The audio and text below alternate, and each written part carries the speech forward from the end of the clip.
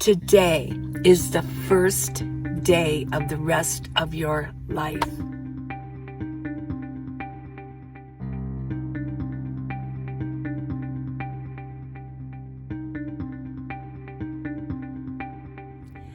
Today is the first day of the rest of your life. I know you've heard that before. How cliche, huh? But how about this? Yesterday is only as powerful as we allow it to be. Yesterday was a story, a movie with a start and an end. Now, that story might be a huge success, or it might be a disappointment, or a complete failure. But that story, that movie, has a start and an end. It's yesterday. Is it going to determine how you're going to feel today? So I'll say it again. Today is the first day of the rest of your life. I'm getting so many comments from that T. Bacon comment, that letter she sent. And we're all kind of still talking about it because we're all thinking in our minds. Some people said, well, why doesn't she just go? Well, she needs to take responsibility. I mean, she got with abusive husbands and she needs to take responsibility for that. There it goes from, no, she needs to get out right away. Or she shouldn't talk to her sons about it because she needs to handle this on her own. There are so many different things that people are saying, so many different avenues, right? And I think a lot of them are determined by the commenters, their past, their yesterdays, how they dealt with it, Another way to put this is that you've got today. Today is today. But what if you woke up in the morning and you could only travel the same roads that you used yesterday? And then this goes on every day, every day. Yesterday is back there. And a lot of our thoughts and a lot of our feelings and a lot of our advice to other people comes from what's back there for us. It just does. So I'm saying, let's get rid of this. Every day, if we could wake up and in any of our belief systems, talk to our higher power and say, where do you want me to go today? What should I do today? Where is your spirit going to lead you? Where is the big spirit going to lead you today? Every day really could be a brand new day, but how many of us can actually navigate that idea? Oh my gosh, every day. Because you know me, I'm sort of a routine girl. I like my routines. And they say that 75% of our lives are routine. Well, I get up and I see what time is it or the alarm goes off. I get up and sit up and then either meditate or talk to my higher power and say, hey, what's up? What's up? Pull my bed and fold it up, put everything away, wash my face, make my coffee, do da-da. Yeah, and then I move on and I go. So it's really our routines keep us sane. They really do. But what if we venture out? I think at least, for me, because I'm giving advice for myself too. Listen to me, I'm off a Klemp now. It's like, okay, now what do I do? Because I'm talking to myself. I'm not just talking to you. You guys are my friends. Your energy comes through. My energy comes through.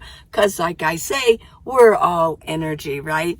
We're 99.99% energy. There's always that 0.001. There's a nucleus in the middle of an atom. We're made up of atoms. We have energy. We're flowing through. What you're watching me right now? Well, I'm watching you. I'm feeling you right now when I'm talking to you, because I've already mentioned, let me go off on this one. I already mentioned I don't even believe in time. I've got my watch on. Oh yeah. What time is it? It's 11:16. But I am of the theory that time it's just, it doesn't exist really, does it? I mean, yeah, the sun goes up and the sun goes down and goes up and down and up and down, or it doesn't go up and down even. What am I saying? We go around. Oh my God. Okay, this is getting heavy, right? But I'm thinking that, yes, routine is a big deal for me. But I'm thinking maybe a couple times a week, I need to go do something different. I can't worry about my disappointments back here. Disappointments in myself, disappointments in other people, disappointments in relationships, disappointment in jobs, or, oh my gosh, even sometimes I whine about, wow, I didn't make much money off of that video over there. Those disappointments, those are done. Every video I've ever done, that's already done, right? It's a story. It has a start. I'll do start and an ending. That's it. Things have start and an ending. Now, here's something else that I heard, and it really makes sense, okay? Heavy stuff. Can you handle it? You want to be positive, right? Well, let's be positive. But in that, we just have to be heavy too. It's like heavy stuff. Peace out, groovy, man. What if you go to a restaurant and your meal and you become full? I mean, do you keep eating it even though you're full because after all you paid for it? Or it's already been you're already going to have to pay for it. To let it go. Just let it go. How often and how easy is it to let things go? You got to let it go. In life, we've got to let this go. We've got to let that plate of food go. We're full. If there's a relationship, or if there's something, an incident that was disappointing or just doesn't serve you anymore, and your mind's going nuts with it, can you let it go? Can we just let those things go and make this the first day, or today is the first day of the rest of my life? We've got to, well, we don't have to do anything. We can keep going on that road that we went on yesterday and just keep going on that road. We'll just keep on the same roads. Or we can move out. And the reason I'm talking about this is because there are patterns in people's lives. And a lot of cases, they keep doing that same road. They don't go beyond that road. That imaginary virtual road, that imaginary road. Well, I'm going to go on this road. Well, I'm just going to stay on this road. And what happens is everybody gets stuck. Just like, T. Bacon, I just love you. I don't know you. I have never seen your picture. But you have sparked in me, and I think a lot of you have sparked some thoughts going, and we're thinking about things. How did this happen? How does one person, even though it's so painful and it hurts, and it's really sad to live this life where you're being abused or whatever, or a lot of people are abusing themselves, but they're being abused, but they stay. And then they actually, if they get out of that one, they sort of like click into another one. Yeah. I talked yesterday about personality, about childhood personality, babies being born with actual personalities. I read that, and I kind of believe that. I think a baby is born already with somewhat of a personality already there. There are, I remember, I studied this. There are 5 personality types. Yeah, and then there's a little subdivisions, but we already have personalities. But in our childhood, we have parents that will kind of, kind of chisel it a little bit and add in their, their habits. And what parents do is they offer behavior patterns to their children, because the children are learning from them. Oh, this is what we do as a human. Now, I have a different personality. I might see things visually. I'm more of a visual learner because that's my personality, and I'm more upbeat. I'm a morning person, and this is the way that I'm going to navigate. But my parents do offer me behavioral things like, oh, this is how we do it. For example, we we get up at this time and we say prayers, and we do things like that, or we just sit at the table whenever we want. These are behaviors. Or we eat certain types of food. These are behaviors that we offer our children and have been offered to us as children. But the personalities are kind of already a little bit formed there when we're born. But parents really do kind of navigate whether we're going to be abused or not abused. I mean, we try to be creative, but the parents will keep knocking us down. I know in my family, I mean, I had a nice family, but I know in my family, what's funny too is that we were all assigned, certain characteristics. And I remember hearing this. Oh, my sister was the artist. My oldest sister, she was a piano player. Yeah, she was the musical one. My brother was the brains. I don't even know what I was. What was I? What was my role?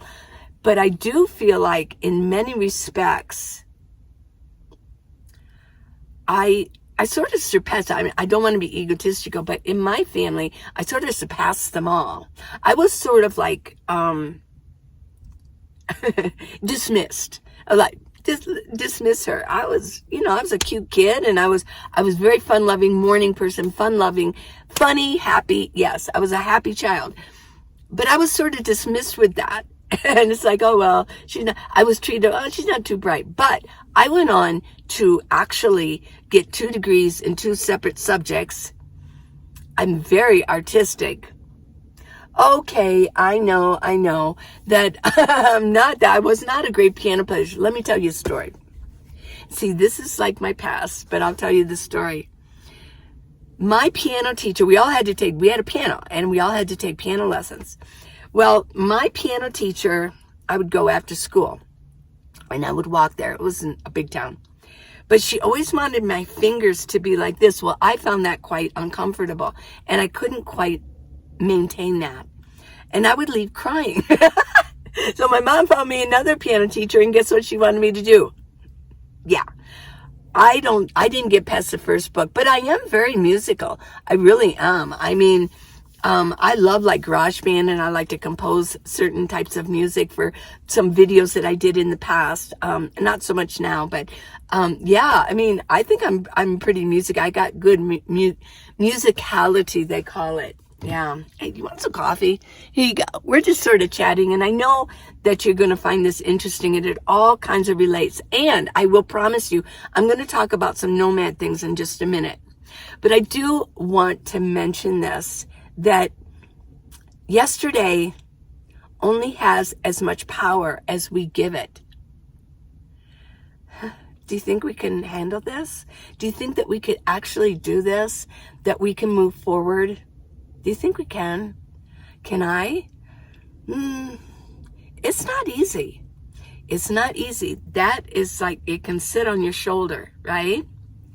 And a lot of our lives are spent rehashing things over and over. So my hope for all of you out there, and T Bacon, there is another gal, her name's T Bell, but T Bacon, hi T Bacon, is to, my hope is that we all can learn to let this go. And let's not keep traveling the same roads. And when we get full, let's walk away from it, right? I mean, unless it's like a really strong, committed relationship.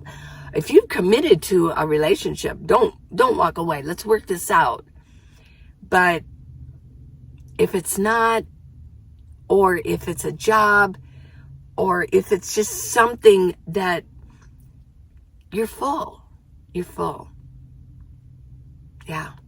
We got to get up from the table and kind of walk away. We've already paid the price, right? We've already paid for it. So,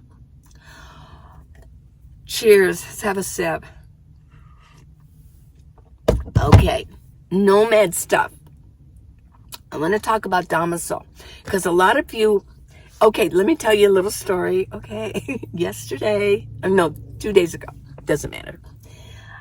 I was parked somewhere and I came out and I could see him. He seemed sort of like misguided surfer dude, like, hey dude, oh yeah, he waved. He had long hair, he kept pulling his hair out. He looked old enough to know better, but he was sort of, I could tell he lived in his van. And he goes, oh, I saw you're from Ohio. And I said, well, that's where my domicile is. And he goes, domicile? That's a big word. I know some of you asked. I'm not making fun of you, but listen to the story because I'm making fun of him right now because of other things. And I said, yeah, your domicile, like the place, the state where you obey rules and things like that. He goes, oh, well, my parents, they live in Utah. So I go, oh, okay, so that's your domicile. And he kept saying, that's really a big word, man. I think he might have been high. I'm not sure. So he was talking, and then he proceeded to tell me. I said, well, your domicile, so let me just explain to you. Your domicile is the place where you follow the laws. Now, mine is Ohio, but I also have a county where I am registered, and I follow those laws. But it's usually state. It goes with inheritance, with wills, with insurance. What insurance? Because insurance is different. And I proceeded to tell him that. I said, well, your insurance is different. It's where you have insurance. And he just kind of looked like, oh, yeah? I said, well, yeah. I go, in Arizona, your insurance is going to be a lot higher than it is in Ohio because there's a lot more accidents, obviously, in Arizona. So your insurance is going to be a little higher. Well, yeah. And so let me go on. I mean, for you, it's where your voting rights, how often you have to, and that might even be by county, how often you have to get your license, how often you have to show up for your license. They want to see you. And how often whether you need emissions or how often you do your, how often you have to register. Let's see, what else? Taxes. Oh my gosh. Do you have state taxes? Do you not? So these are the laws. Now, you can have a domicile of birth where you're born, or once you are no longer a minor, it's called domicile of choice. Yeah. Now, if you get married, I think the laws are still on there. If you get married, you're female, you get married, your domicile is where your husband. I know. Some women can go, oh, I don't like that. But you can only have one domicile, only one. Now, you could say, well, domicile is sort of like your residence. Well, you can have different homes. I could have a home in Colorado, one in Arizona, blah, blah, blah. But I only have one domicile, and I have to choose that. I have a place that I live there, and it's in that state, and I can get mail there. Okay? Okay, so now you're saying, well, yeah, but it's got to be home. But what if I don't live in Ohio? Well, I use my daughter's address. She has agreed to that, so my home is there. By all laws and circumstances, that's my home, okay? And I'm sure if I knocked on her door, she'd let me in, right? But I can get my mail there, and she handles my mail. A lot of family members do that. What if you don't have a family member to do that? Well, you need to get a mail forwarding business. Now, you cannot get a P.O. box number. You can't get a P.O. box number. That's not a residential place. That's a business. You can have a P.O. box number in every city you want if you want to pay for it. But that's not your domicile, okay? You have to be able to get mail from your domicile. And I thought about this. And it hit me today. Why do mail forwarding services, how can you use them as your domicile? Well, I think, let me know if I'm wrong, but I think it's because the mail forwarding service is run out of a residential address. Because the government knows, if they look up an address and you go to get your license and you want to get a new domicile, and then they'll reject, that is not a domicile, okay? Well, and they won't let you use it for a domicile. You can't get your license, and you can't get your insurance, and you can't vote there and things like that. Okay, so you can only have one domicile, but I believe that a lot of people, what they do is in Arizona, because we're out west, a lot of nomads are out west, they use BCM in Quartzsite. It's a mail forwarding service. But now I'm thinking about it, well, that's sort of like it's in a home. They do it in the back area, this big office. It's huge. They accept packages and mail and blah, blah, blah. So you can go to then Parker. You can use that as your address, your BCM address. Go to Parker, Arizona, right outside. Quartzsite's so small. Go to Parker, hand them that address. I think what you have to do is say, well, I'm staying at the LTVA or something like that in Quartzsite. But that's your address at BCM, and bingo, bango, you got a domicile. And they'll give you so now your domicile is in Arizona. And your domicile is either the LTV or BCM. I forget which one, how that works. But all mail will then go to BCM. You get your license, blah, blah, blah. I know. So, okay, so let me go on with my story here about Surfer Dude Gone Wrong.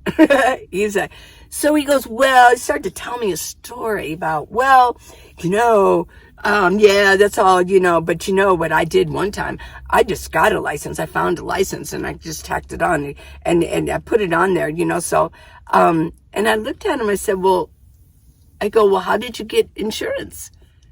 Because that's kind of important.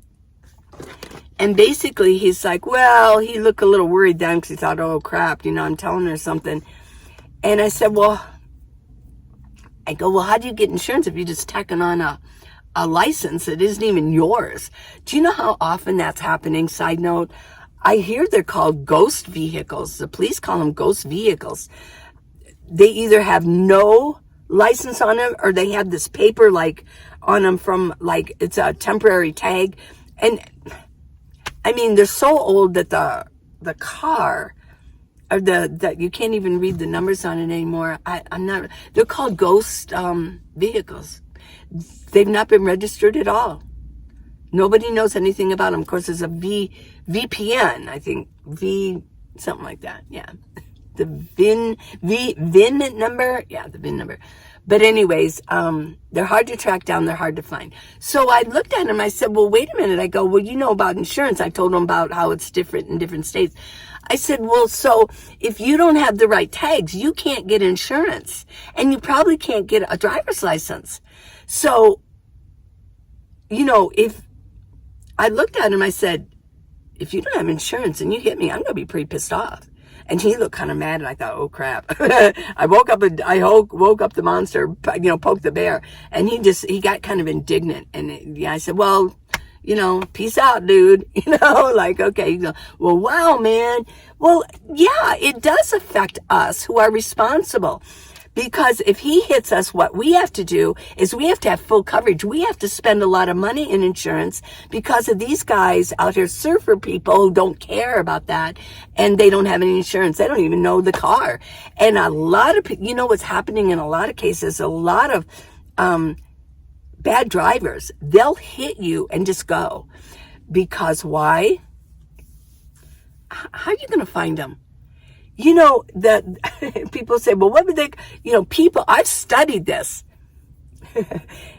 People say, well, what'd the car look like? And you're going to go, I forget. I don't know. It seemed maybe brown, reddish brown, unless you have a actual camera going and you can see the actual license plate. But in some cases, that might not matter. They'll just ditch the license plate, right? And they'll never find you. We got so many hit and runs now because people are not responsible. I just thought I'd mention, you get the gist of it.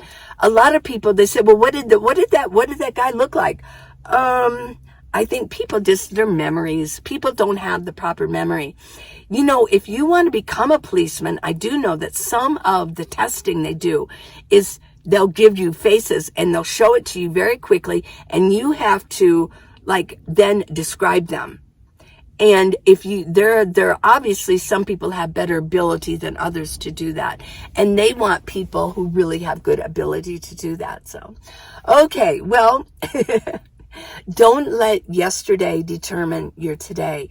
We only give yesterday as much power as we consciously do. Don't give yesterday any power in your life. I know that's really hard, but we could start working on it, couldn't we? I think we could work on it. Let's all work on that. So, and then that's about the domicile. I know a lot of you ask about it. Now, if I put the domicile in the title, I might not get very many views. I've talked about it before, and I get very little views on it. There are only certain titles that get a lot of views, which makes me money, right? The more views I get, the longer that you watch my videos, the more money I make, because I do need to supplement my Social Security. That's why. But I do love doing it because I feel like we know each other. You're my friends. So I guess even if I didn't pay for it or didn't get money for it, I would still do it. Just like that Christian channel that I just put up. I'm not making any money off of it, but I really enjoy doing it. So it's pretty obvious. I say I love editing and doing videos, and I guess it's true. I'm not lying. Not good to lie. Woo, long nose, right? Okay, so what else do I got to say? Go to that new channel of mine. I've got the link in comments and in the description. Please subscribe to it, and please subscribe to this one. Please subscribe to this one. And I'm so glad that you watched it all the way through. That really does help me. If you want to support me more, go to minivanlee.com. I've got gifts there. You can give me a gift, keep me going. I've got neck gaiters, and I've got some exercise videos. And of course, I've got the link to the book. I love you guys. What else? I can't say any more. But there'll be another video tomorrow. I'll come up with something, right? Yeah.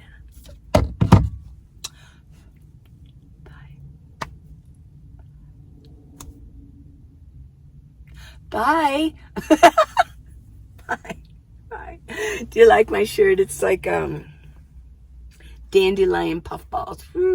Boy. And I've got, this is pretty cool. I'm not sure. What do you think, girls? Am I going to put this through the washer? I was thinking about that. Like, oh, crap. Do I even put this through the washer? Let me know. It's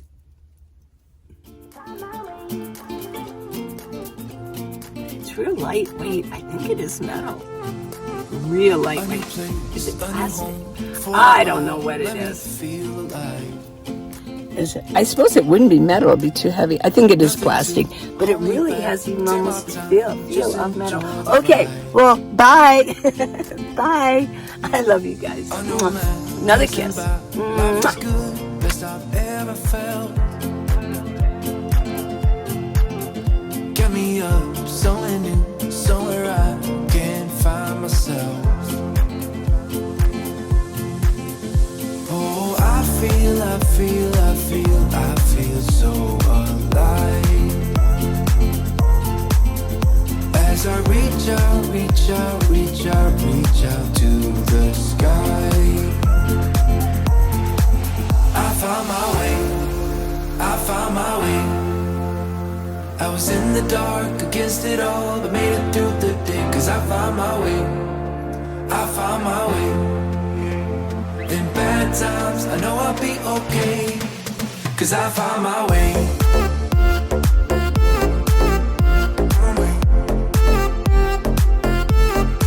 Cause I found my way.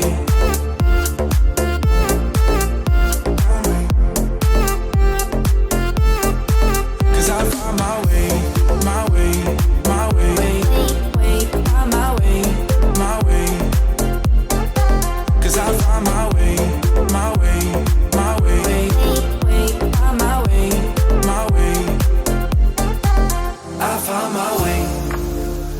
on my way.